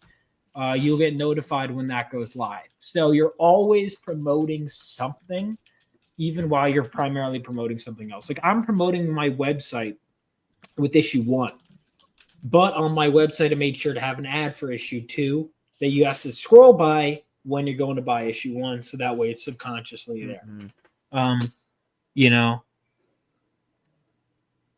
Oh, John saying, want me to cancel IGG and go? No, don't. No, dude. Yeah, that's the thing. I'm never like there are people that will be like, sometimes I'm surprised. There'll be people with active Indiegogo campaigns that would back. I'm like, but why you backed me on Kickstarter and it's in Indiegogo? But you never know. People will back whatever they feel like. Yeah. Kickstarter has the better algorithm. There's more foot traffic. Like 200 million% better when it comes to Kickstarter that. has the best algorithm and the widest base, objectively speaking. Yeah. Oh yeah. Now, what I hate about Kickstarter, and this is one of the things I was dreading because I have considered just launching on Kickstarter to start with, but one of the things that drives me crazy is the putting in addresses after it's funding. I want to back the book and I don't want to think about it until it's on my doorstep. Yeah. You know what I mean? Like, I had that happen today. I forgot about it, and I was like, "What the hell is this? It's very thick." Oh no, Wrecked. I should get Down Go Solo on my show though. If he wants to come on, I'm surprised he never messaged me. If he wants to come on my show, I've hung out with him multiple times. He can come on my show anytime, dude. But yeah, this has been a fun show. I think I'm going to do it more often. This has been a really fun show. Yep. You're welcome. So are you guys like, not to dox anybody, are you guys all like northeast? Because you talked about Baltimore and all that. I'm just 2 states. Well, I go everywhere, but I'm from Jersey. I travel all to are both Cali Jersey. for a couple cons a year. Paul goes everywhere. Have you gotten international yet, Paul, or not yet? No, it's too expensive. I'm figuring out this year on everything that's really cost effective. Of course, I've been profiting at all these conventions, which is a blessing, but a lot of it's a lot of flights and stuff. And, if I can shave off a couple thousand to make another 2 books, it's worth it. Yeah, I got a convention Saturday. It's my first actual convention that I'm tabling at, and it's 5 minutes away. So that's cool. Yeah, I travel. It's like C2E2, I'll drive 12 hours. And go through caffeine withdrawals and shit. Well, I've never done that. I did a road trip with my 12 and a half hours. That is nuts. and I did it one way there, one way back. So Sunday night I left. And that was death. That was Sunday night you left? Yeah, dude, ready to roll. Man, Why would back you home. do that? Because I have problems. That's a lot of Judas Priest to listen to. I think I think I would just like. I mean, I know the guy in the hotel. Once I'm done with a convention, unless I'm in California, I'm not trying to spend any money. California is like I make it into a vacation. Yeah. That's why, because I've always been like, "Oh, Paul, we should hang out after the con," and Paul's like, "No, I gotta go. I gotta go. Yeah, I got a wife and kids, man. Meeting, I don't go out. I stay in my room and go to sleep because I talk so literally. Because even Baltimore, I was like, I wasn't feeling the best, and then we drank a bit on Saturday, and I stayed out with you guys for a bit, and I couldn't even talk the next day. Yeah, that's what I saw you. I don't know what happened, but I after could talk like the a next certain, just one day, I just Wait, you became love to drink? not cool anymore, and I just I became a drink more than full-on you dad, did. which is cool too. But yeah, I used to can't drive hang. when I was in the Army. I was stationed about an hour north of Nashville, like on the Kentucky-Tennessee border, and it's about 8 hours from where I was living where I'm at now. Every day, for every Friday when I got off at work, 8 hours straight home, get party, get here at like midnight, party with my friends till like 3 a.m, party all day Saturday, like Saturday night, and then sleep in Sunday, watch a little football with my dad, and then drive that night 8 hours and get there just before formation the next day on Monday, do PT and die like on Mondays. Like I would get off and sleep until PT the next. I didn't even shower. Yeah, I used to Nothing. do stuff like that. Now, if I have the wrong cigar, I'm sick for 2 days. You should have just been. Oh, is that what it was? The cigar? You should have been a pro wrestler with that schedule, dude. Yeah, the Ric cigar Flair sometimes gets story. me nuts. Oh, I caddied for Ric Flair. That's a whole another story, dude. That was probably more exhausting than your story. I was, yeah. Oh, yeah. I was like, is he like this all the time, or is he just? He's like, oh, that's an H. That's him. There is no turning. It doesn't. He looked at me. He's like, it doesn't turn off. I was like, oh, damn, dude. Are we all wrestling fans in here? And Yeah, this was Kurt Hennig who told me that. Turns out he died like a couple years later of cocaine. So like that's why his eyes were all bugged out. Like they were just sitting there, they were done with a case of beer before the 9th hole. That's funny. It was insane. And I'm like not even 18 years old, and they're like, he was like slipping me a $50 bill, like strutting every time he hit a putt. I'm like, oh no way, dude. Like I didn't have just cell phones didn't exist. I was like, I wish I had this on film. This is like fucking real life Caddyshack. Nuts. Oh man, I have to start getting my convention list in order, but hopefully I see some of you guys in person. Paul, I'll probably see like 10 times in the next year. I'm gonna be hitting. Yeah, we got to figure out all the Jersey. I'm gonna have to see if you have like Jersey shows list because I was looking into them. I'm definitely going to 2 of them next year for sure. I'm going to Garden State winter and summer. Those I already have booked. Yeah, I'll be at the winter one. I'll be at the summer one too. I just didn't buy the two. Do you do because you don't strike me as an anime guy? Do you do the anime one? No. Smart I man. don't. I asked Dave for me to be a guest, and he never answered, and then that was that. Oh, he does the anime one too. There was one that is an anime that I know he does, but there's certain ones that I don't feel like paying for, So like a big one was like it's like whatever, I paid $700 for San Diego, right? And then like there was a convention that was in New York City. They're like $540 for a day, and I'm like, dude, get the fuck out of here, bro. Just trying to rob you. Trying to rob the creators is crazy. Dude, John is a great backer, by the way. He should be on the campaign there. You're a good man, John. And a lot of people have asked me why I don't stream as much, and it's because I've been working on my book so much, so that way when I get back, I was like, please let me come on the show. Well, I had a lot of stuff in my personal life, So he's like, no, and then he goes no, and then he's on stream 3 hours later. All right, Paul. Hang on. When was this? And then he asked me while he's on the stream and I'm out to lunch. He's like, "Do you want to come on now?" I'm like, "Wow, dude." I know. Hang on, that's not. This is such fake news. When was I like? All right. First of all, go to my recent streams. When was I streaming around lunchtime? You were. You did. For your I don't know. It was something you were excited about. I forgot what it was. Oh, the cover. The cover of okay, so that was like maybe 2 days ago, but otherwise, yeah, dude. No, shit. Never mind. Yeah. You're like excited. What's No, up, your Gooch? website launch. There you go. And your website launch Well, too. because There I you was go. trying to give you some of my because that was the one thing I was streaming my website launch because I was doing other stuff in the. I would never bring something up without knowing the receipts. Ooh. Oh, okay. What's up, Gooch? Oh, he's another great. Everyone, check out Gooch. This guy and I were hey, neck what's and up, man? neck with subs, and now he's just Don't lie, bro. This guy has like 100K already, dude. Yeah. Does he actually now? Nah, Gooch got like 20 something. Yeah, it's like 20 Yeah, last yeah, time I yeah. Like saw. he surpassed But me he's on, so he's quickly. on the grind. He got about Yeah, I have to 240. figure out what he's doing. And Well, I he's know getting what some he's crazy doing. money Meth. thrown around because I get a fucking membership all the time. Like I've been a member there for like 6 months, and I hardly have time to go in there. Good man. Yeah, I Yeah, gotta. cool. Gooch, I Good got to stuff. figure out what you're doing, but I'm so busy with my comics, and once I got that in motion more, I'd love to make more content like what he does. Like what he does is he's always making something. It's great. And got me I to was watch Blue Eyed I was the Samurai. regular on his when he used to do X-Men 97 episodes. That Yeah, was yeah. fun, and then that Yeah. ended, and then they kicked the creator off the show. So I don't know what the I don't know I don't know what's going on with X-Men 97 season 2, but see you in 5 years or whenever the hell that shit comes out. Hey, Creature Commandos this week. Let's go. Oh yeah, Gucci, you covered Creature Commandos. Consistency and a personality. Yeah, I haven't been consistent at all.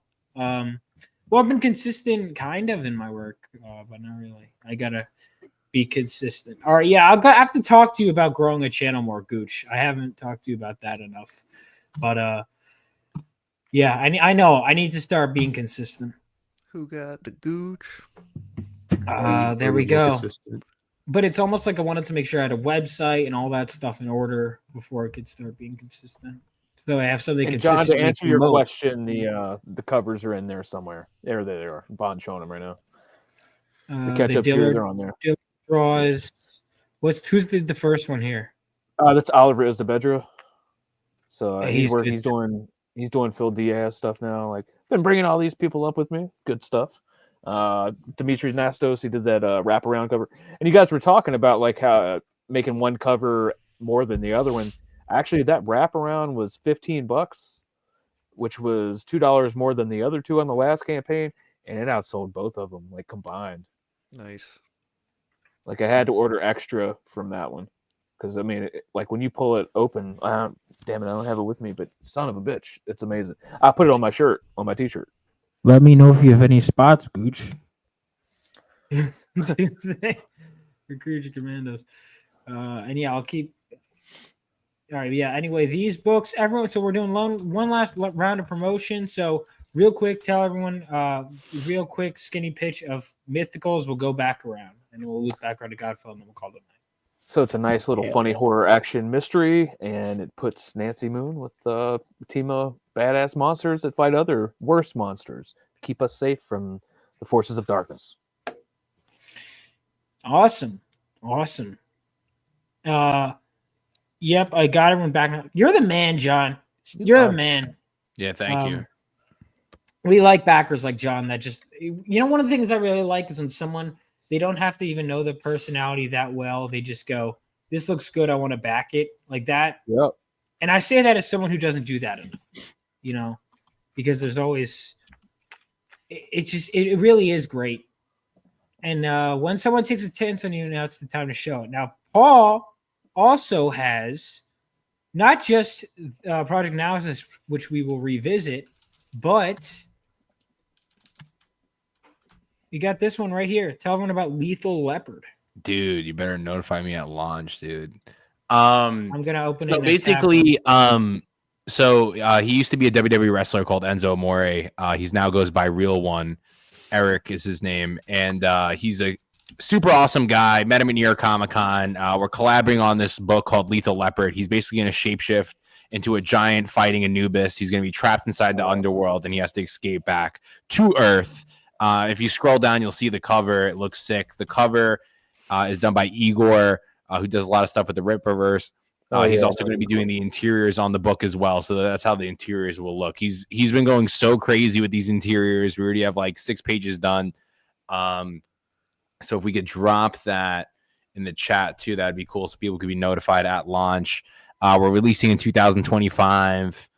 He has a big social media following. I think he'll do very well, and we're both very passionate about this book. There you go. Nice. Go and check it out. This was like on one of the streams with you. I was like, I wanted to share it. And on the last Kickstarter I was promoting. And now since we finally have stuff, now we can post about it. The interiors look sick. We're also Lethal Leopard. If you type it on Instagram, you'll see some of the interiors. I remember you showing me. Yeah. It's gonna be cool, man. It's gonna be cool. It's definitely next level. I saw people. We were handing out. We handed out like 1,000 flyers at New York Comic Con. People were pretty excited about it. So, yeah, Igor's good people, man. Yeah, Igor's a good guy. He did some covers with me too. And then I was just like, I need to put him on something you not else. modded? I gotta mod you. That's so weird. Hold on. Need to put him on something else. And then we thought of this, and then we're definitely gonna see how this one goes and go for there. But we have a nice book deal all together. And then Project Analysis. If you refresh that too, we got some backers. So there we go. Look at the Vaughn Coleman. I need to come up with a name. In wrestling terms, it's called the Rub. Yeah. The Vaughn Rub? The Vault. Yeah. The Vaughn Vault. You know what Vaughn I mean? Vault. All right, we'll go with that. Vaughn Vault. I like that. All right. We're sticking But with vault means keeping, hoarding or containing. The Rub is like, I'll be right here back. you go, boy. Oh, vault. No, you could vault. Hang on. Vault dictionary definition of vault. Get that on the shirt. Look, see, even John knows. He backed all the books. Yeah, I was going to Vaughn say, he Rub. just wants you to call it the Vaughn Rub so people can give you shit. I like the Vaughn Rub. He's setting you up. Of course, yeah, but that's because you want to fuck with me. It's not because you think it's Dude, it's a wrestling term. Vault, leap or spring while supporting So or like propelling oneself for example, with like one or both. It works because I'm gonna go full WWE nerd. It's like if like a main event wrestler lets the lesser wrestler win, that's the Rub. Putting them over. Yeah. The Putting them vault over. works There you go. because- all right, I was being A little bit. gaslit. Vault has multiple meanings. If you're vaulting over an object, you're leaping over it. Yes. Like leaping over the previous total. Yeah, so that works, Paul. What works? The Vaughn Vault works. I don't like it. He's like, man, I just want wrestling. I hear Vault. I think Borderlands. I think I'm about to open up the gate to get some chests. Sounds like a German car. Yeah. The The Vaughn wagon. But yeah, we got 2 backers on this stream. Hopefully Vaughn backs it too. I will. I've been busy promoting. I'm gonna back after this. Yeah. Hero Dark. Do we got? Wait, you didn't let me say my final pitch, dude.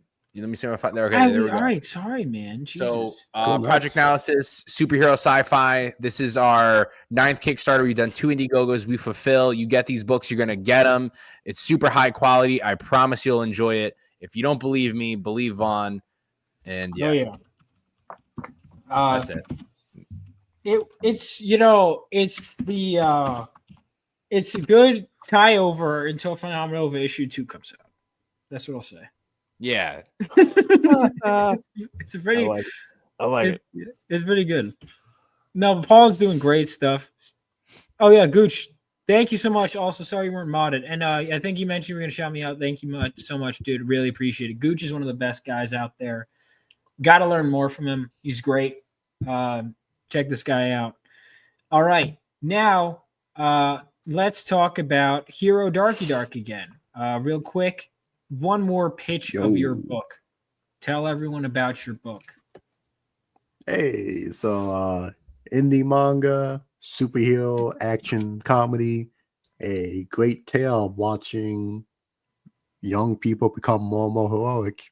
And hopefully you get to, learn and grow with it as you learn lessons, not just basic bitch lessons, but like, a little bit of a, so I'm allowed to curse on here. Yes. Yeah. Okay, good. I forgot your stuff still. You're not just basic bitch lessons, but something that you can just look into yourself and see, hey, maybe I could, open up a little bit more. Just being by myself may not be the best idea. So hope you can grow and such. Oh yeah. Well, thank you so much for coming on. It's been great, and this book really is something special. And Yeah, it looks funny. You know, it's funny, but there is some genuine heart. There's a lot of like energy. It's got a lot of that like high energy manga stuff, but there is a good story in there. It's one of the you're one of those indie creators, or this is one of those indie books where I'm like, this has got potential. So is this a limited series, or how are you planning on doing this? I'm just gonna keep doing it till I either want to end the series or whatever. Yeah, so here like I always tell people, don't be afraid to just do things. Like the worst that anyone can do is just not buy your book. Not like someone's gonna be like, "Hey, I didn't like that book," and then all of a sudden you get gunned down like a sentence. Sarah Dark is a frustrating kind of creator. Yeah, it's not like he's you're just good. CEO of a medical insurance company. Yeah, he's really one of those guys that he just goes guns for it and gets it done, and it really is inspiring. Hojo, I already I think I let you do one more thing. John said I got phenomenal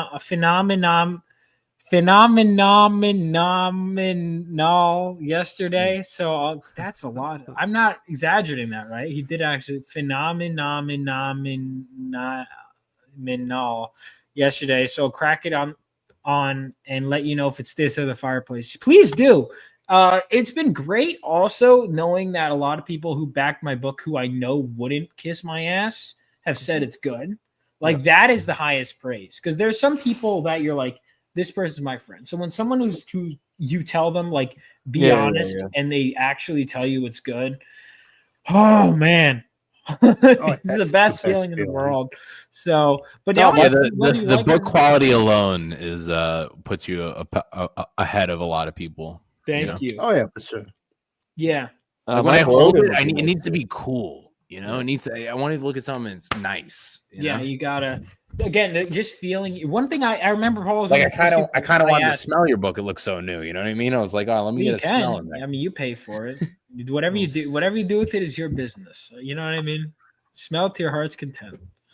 I used to tell people they can do whatever they want with the book, long as they buy it. They can wipe their ass with it. Go for it, man. I don't care what you do with it. Just buy it. Maybe read it, but just buy it. Throw it in the fucking fire, bro.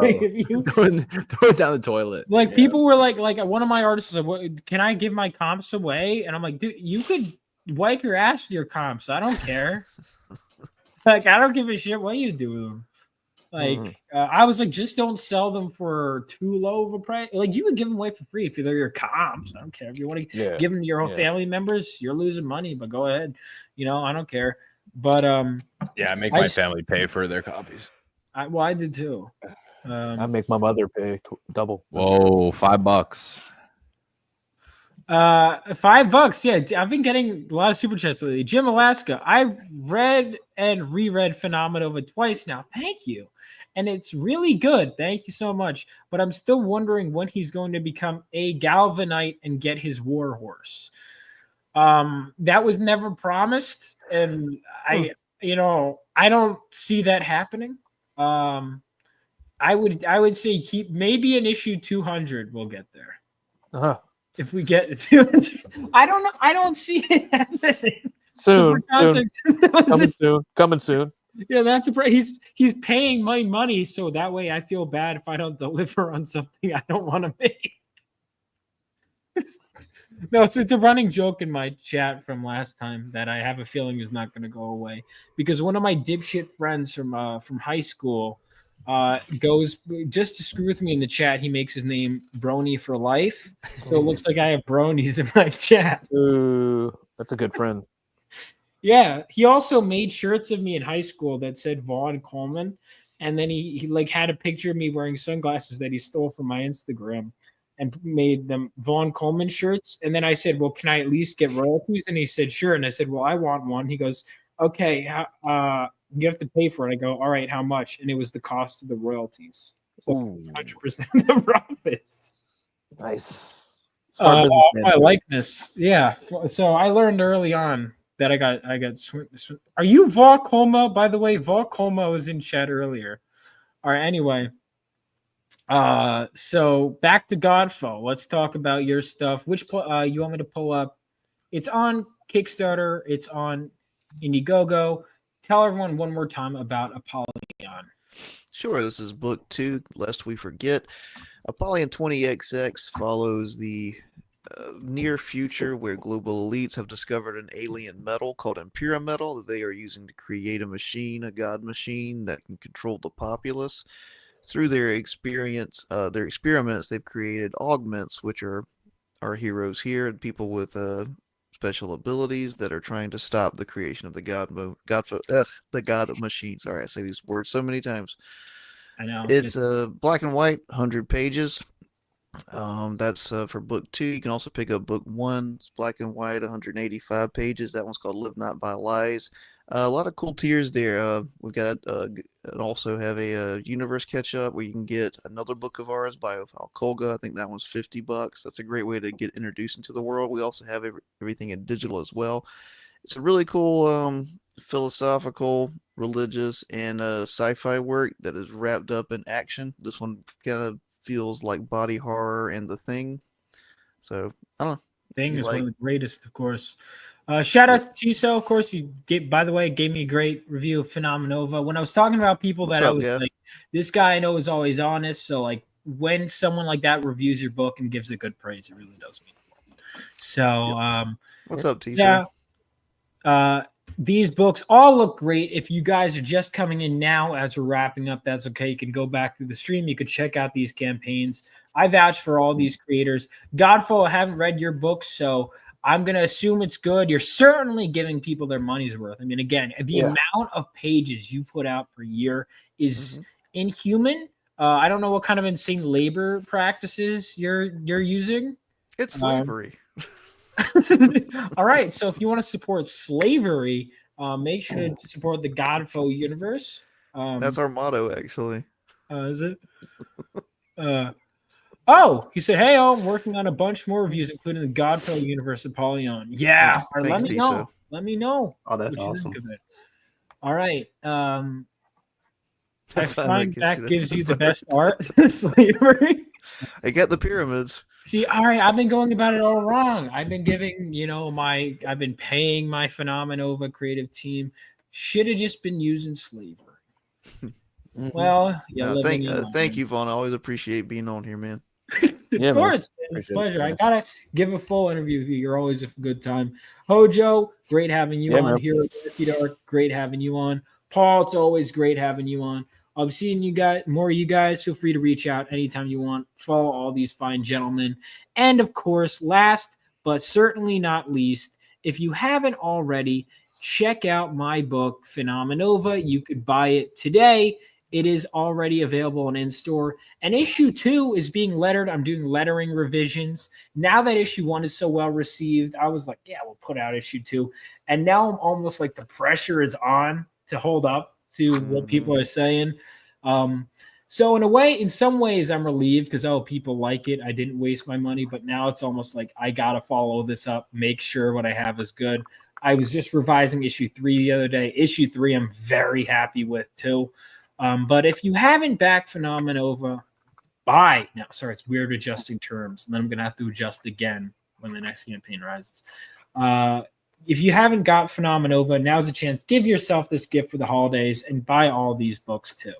You got plenty of options here today. Vaughn, I want whoever did the splash page, that's your background, to do a cover that's over the top like that page. I'll get you in contact. It's a good page. Philip Cruz, he's the same guy who did my he's doing everything. Philip, nicest guy ever too. He just sent me a thumbnail for an issue 3 cover. Nicest guy, always gives great work. He reminds me of Michael Turner. Really? Because he's one of my favorite artists, Michael Turner. I love them both. I don't know if I see Michael Turner and his work, but I'll have to look at it. But I love Michael Turner is like one of those artists where if I could get any artist who's no longer with us to do a cover, he might be my number one. Him or John Romita or George Perez would be like my top. Or to get any artist who's no longer with us. That'll be my closing out question. You guys could get any artist who's no longer with us to do a cover for you. I'm going to lock in Michael Turner for now. I had a joke for that. I'll give the real one. Probably Neil Adams. As the joke, Frank Miller. Oh man, bad sauce coming in, of course, as we're closing out. Typical. What about for the rest of you guys? I go with the guy who did Berserk. I always forget his name. Mira, right? Muada? I've been meaning to read that. I liked his style, that that black guy. and white grit. Yeah, no, he's awesome. But rest in peace, my guy. I'd pour one out, but I'm in carpet. What about you, Paul? If you were to have any artist who's no longer with us do a cover for you, who would it be? The only person I want to do a cover for me is Rob Liefeld, and he's alive. You can't think, really? I can't think of like Jack Kirby, Steve Ditko. Oh, like anyone who's in that case, fucking I Leonardo. mean, I wouldn't mind having Vinci. like Bernie Wrightson's. You know who I'd like to do, and I don't know if he's dead. The guy who did the concept art for the first Star Wars movie. I want him to do a cover. I think Did he? died. Paul, how old are you? Didn't he just die? How old am I? Yeah. See, without my beard, I dropped 10 years. I'm 27. Yeah. Okay, you've got the like the semi-Italian voice of like a 40-year-old mobster. Yeah, Ralph McQuarrie. I He love died it. in 2012. Yeah, I'm from New York. I just live in Jersey now. That's it. All right. What about you, Hero Darky Dark? Any artist? I say Akira Toriyama. That's a good one. Ooh, that was that was Dragon a Ball tough was one. one of the first, animes I watched. Basically, shows in general that I watched. I was actually invested in as a kid. So, hey, just getting him to draw it will be an honor. Yeah, I'm gonna stick with Michael Turner, but man, these are all good picks. And all right. So thank you guys so much.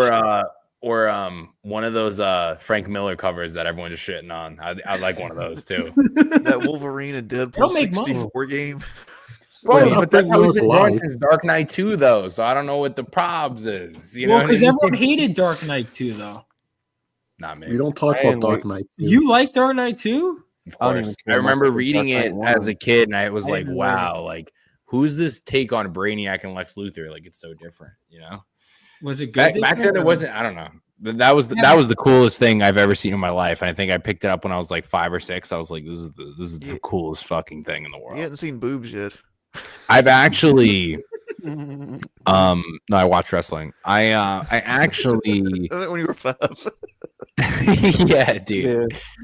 I actually fuck, I forgot what I was gonna say. Oh, for someone's Christmas gift, I usually get them comic books. And I actually got someone The Dark Knight 2 as one of the graphic novels to get them into comics. Did they disown you? Yeah. He told me he used it as an ashtray. I don't know. What was the third one? What was that one? That one was really bad. Master Race, right? Wasn't that it? I haven't read Race, 2 or yeah. 3 because like the Dark Yeah, Knight I Returns have it, is but I the never read last it. Batman story. But No, I read the one that had Darkseid in it. I think it was the last one with Superman's kids or something. It wasn't bad. I haven't read the last. I see because I feel like the last Batman story, like the Dark Knight Returns, is supposed to be the end. And didn't they like pay him an ass load of money to make the second? He's like, I don't want to make another one. They're too bad. Well, Another one. I'm always the devil's advocate of the good side. The only thing I will ever shit on publicly is how bad Venom 3 was. That's it. That's the only thing I'll ever Well, get. at least at least it's not the sidewalk. I think I remember even messaging you because you were like, because you never say anything bad publicly about I anything. forced You- my brother to go see it with me, and 15 minutes in, I was like, "Fuck." You apologize. You know, like, like the first he's Venom for 3 minutes, the whole movie, a full Venom, and it's only for a dance scene. That's all I gotta say. And that movie did 400 million. You're thinking of Spider-Man 3. No, was it Venom 3? Did they replicate the mistakes? Did anyone see Venom 3 here? No, your review, if anything, was like Okay, all so the he doesn't turn to Venom the whole movie, and the only time he's Venom for more than 1 minute is when he's doing a dance sequence with the Asian woman from the first 2 movies. What? No, I couldn't get past the second one. Like once Woody Harrelson broke out of prison and like got in the car and started doing all this stupid shit. See, that was the Spider-Man. That's 3, like, Academy dance. Award winner compared to Venom 3. That's all I I know. gotta say. That's what I heard, and I was like, you know what? I'll pass. And, see, And then I look at the Twitter and I see everyone going, "Wow, this was so good," and I'm like, "What did I? How? I wanted to understand it. I just wanted to know why people thought it was good because I know Venom should be kicking everyone's ass. Yeah. And instead, it was you need a like really high IQ to get Venom 3. one of the main subplots was him trying to get a pair of shoes on. I swear, dude. It was a subplot. Was like he's always anytime he gets a pair of shoes, he loses them. It happened like 4 times. I couldn't believe it, dude. God, I can't wait. After Venom 2, I gave up those movies. Yeah, exactly. Venom 2 was terrible. Well, there's nothing else to give up on. The third one, that's it. Allegedly. I can't wait for Craven the Hunter now. Oh, all right, one more bad shitting on it. I do. The main villain was one of Null's henchmen. That's all I got to say. There's another one. Wait, so where's Null? Is Null not in it? Just 2 seconds. But Like the scenes that they show in the trailer, that's the scenes he's in the movie. But isn't he? Is this like a flashback or something? I don't know. It just sucks. Wow. He's just like Yeah, warming up. I get it. I got warming it. up. Yeah. He's warming up for it. Like, and then they just tease him at the end, but it's supposed to be the last one. I don't fucking know. Wait, so it's the last one, but they were teasing another one? I'm assuming that if Craven doesn't bomb, that they were gonna do a Sinister Six movie, and maybe they fight Null, and they'll do like the. So why reverse. is the Sinister Six be the good guys? They should have had. This is the only IP they have, and as you can see, They should I have watched. had Craven hunting Venom. I watched Madam Web just to watch it, and they literally dubbed over some of the guy's lines where his mouth's moving and another dialogue is going on top of it. That's how much they don't fucking care about these movies, bro. Dubbed, like, I rewinded. I was like, "There's no fucking way. It has to be my TV." And then I looked it up. I was like, "No, they dubbed over some of his dialogue. Like sometimes he's not even talking and words are coming out." It's like a kung fu film. I couldn't believe it, dude. What Godzilla did you watch? Craven will be the game changer. Yeah, man. I had one friend that was unironically posting he's excited for Craven. I'm like, all right, man. Well, here's the plan. They can do that Sinister Six movie, and guess what? They'll get James Gunn to direct it. Dude, I They'll beg him laughed to do during it. the- So I laughed James during Gunn's the Craven DC. trailer. Yeah, but they'll Creature beg him. Commandos is gonna be lit. Yeah, all right. Creature Commandos is gonna be lit. I'm gonna see Superman. Give me Green Lantern show. I want to Yeah, see Green Preacher come in. Shout out my boy Tom King. Tom King. I gotta go. I gotta go. All right. Well, on that note, guys, thank you so much for coming on. And I think I'm going to make this a regular show. This is a lot of fun. So follow these guys on socials and make sure to check out their books. And I'm going to play the trailer for Phenomenova as we head out. And then I'm going to get back to work on my issue 2 trailer, which I'm currently working on. So stay tuned for that. And in the meantime, where's my issue 1 trailer? I have so many videos. Here we go.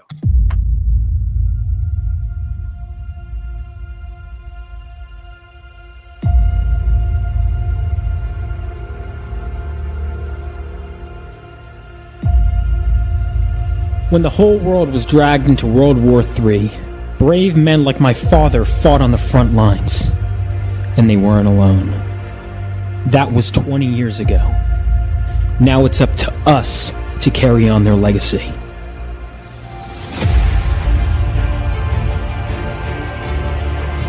And every so often, the earth from which we come gives way for something new, something greater to be born.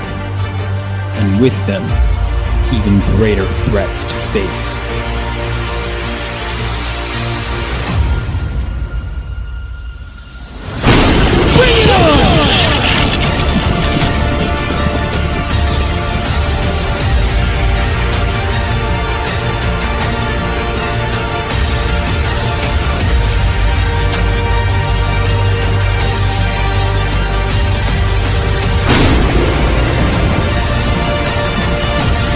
Phenomenova.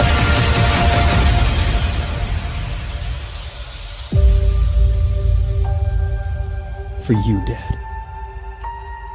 For you.